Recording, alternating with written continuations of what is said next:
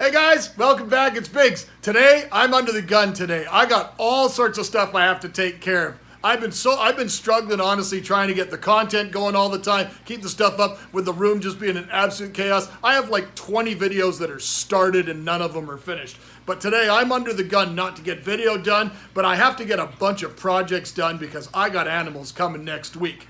So let's take a quick look at what's happening.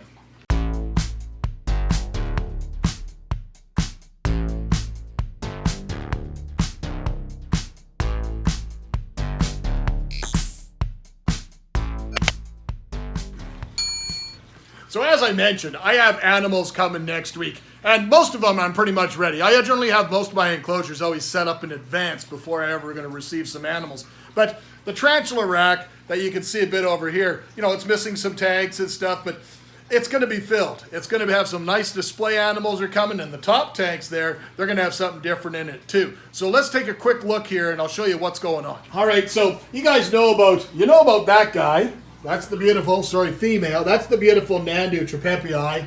This one you don't even know about because I haven't even released the video for. That one's pretty much ready to go, but I don't want to overload you guys with tarantula content if you're not following me mainly for tarantulas or the bugs and stuff. If you follow me mainly for the fish, I got to be careful and just kind of spread that stuff out a little bit. But I've got a new one here that's just set up a little bit to get going, to get started. I got another one over here that's getting started and set up for something that's coming. I got these two things. This is an entirely separate video that's coming up quick, and I'm going to be filming that one later today.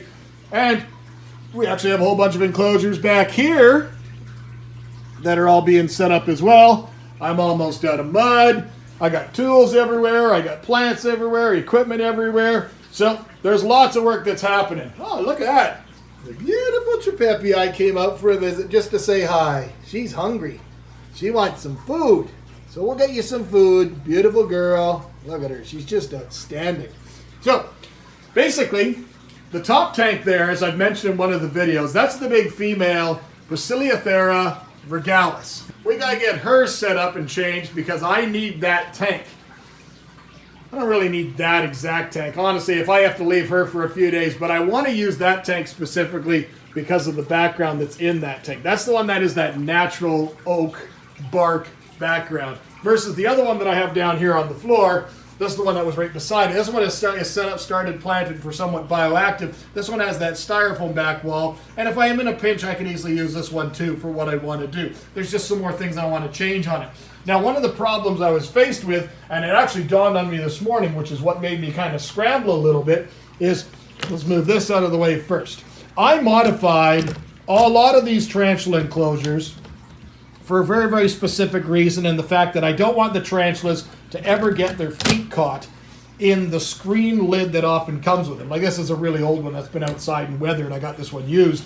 But the thing is I replaced all the screening, as I've shown you, with these pieces of acrylic, and then I've added a bit more some ventilation to it, but not as much, to retain some of the humidity depending on what species was going to be within inside. Crickets can't get out, still enclosed right at the top, and then the lids at the top are all sealed because the openings are actually further back into the background.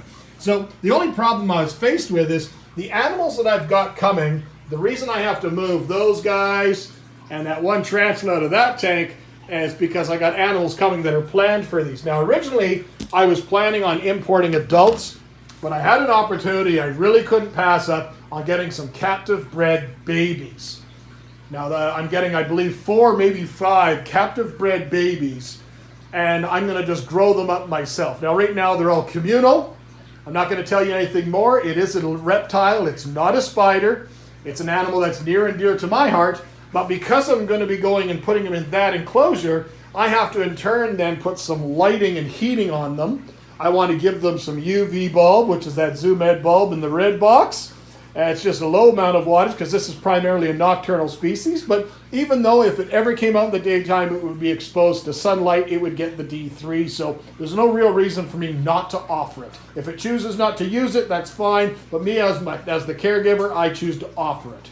And then I'm going to be using a reptile basking light bulb, a 75 watt, and I'm going to put it in this little Zoom Ed mini combo deep dome dual fixture.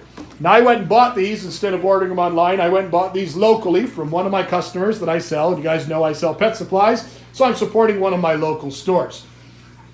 So that's going to provide the heat and the light, but the problem being is it cannot work through these acrylic. So I thought, no big deal, I'll just swap out the lid for one of the other existing lids. Well, the problem I have is these two enclosures are Zoom Ed enclosures, and their lids are different.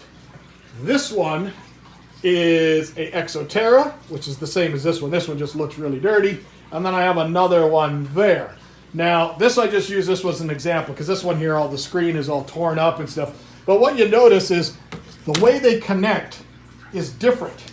This is the older model, and these are the newer model. So the newer model has these little, nice little smooth little dials, and they hold everything in place.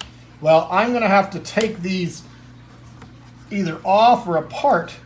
This lid comes out, and I might have to modify this lid, or I'm going to have to find a way to make this lid work.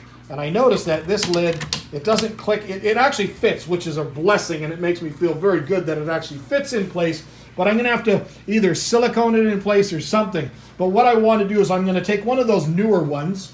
So the one here, these are nice and clean. This is one of the existing ones here. So I'll take this one here probably because it's not that bad. It's only got a couple of little rust stains here, but there's no integrity damage to the screen itself.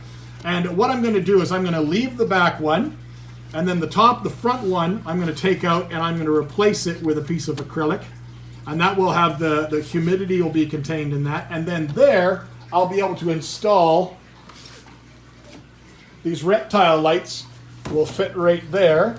Granted, it's not going to be on a 12-inch one. It's going to be up here on the top of these tanks. So it'll be hidden behind the light. The light is just, these are those sun glows or power suns or whatever they call them.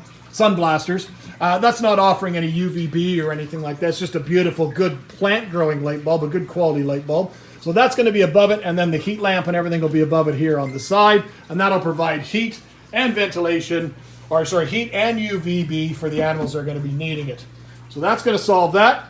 I also found, as I'm going around slowly trying to acquire, because you guys know, we've got these two large builds coming here right away, and with setting up more mini enclosures, this one looks really, really cool, and this one looks really, really cool, and they both look different. But eventually, when you start dealing with similar types of animals that need the same type of enclosure, it gets a little bit more challenging to always be original each and every time. So I'm trying something a little bit different with there. I still want to add some more to it. I had the one type of mondo grass, and I had a bit of different types of this unique types of philodendron. And this one here, I'm trying something even different. I'm really, really sloping up. There's only about 2 inches of space above that one. But I started acquiring, going around to some of the garden centers. I'm looking for, I don't need big, I need small. And I want stuff that has varying textures. So I got a couple of different types of peperomia. I got some of these different palm grasses. I've got a nice button fern at the back there. And I got this little, very small, it will grow big, but this is a philodendron Shangri-La. But buying them at this size, they're much more economical. But then today, just at the checkout while I was at Walmart, I can understand why people view them as a threat. I got this gorgeous little button fern in this heavy, heavy stoneware pot for $6. And I got this in another tall pot. This is a Raphidora tetrasperma. And because, it's been in Walmart, it's not getting really any good care. It's a little bit beat up and stuff like that. But I think this plant will look exceptional climbing up in one of these things here. A good light, good ventilation, good moisture content, a little bit of warmth because it's a tropical species. I think that plant's going to thrive, and I think it's going to give me that exact jungle kind of look that I'm looking for the animals that are going to be placed in these environments. So we got all sorts of cool stuff coming. We got to go ahead and get some of these things taken care of and get set up quick, just so they can sit there and they can mature a little bit before the animals arrive next week. As you can see, the 160 is now moved. It's on the ground. We got a whole bunch of styrofoam broken up. That was the styrofoam that was actually underneath it. So that's happening. That's going to be taken care of. We're going to start that background. As soon as I can kind of clean up my space a little bit and get some of these other little projects out of the way and tucked away, then I can start working on that project. As soon as we start doing that background, it's going to be one project start to finish, and I don't really want to be interrupted trying to deal with 10 or 12 projects at the same time. So today, bang off a bunch of stuff. Let's get it all ready to go.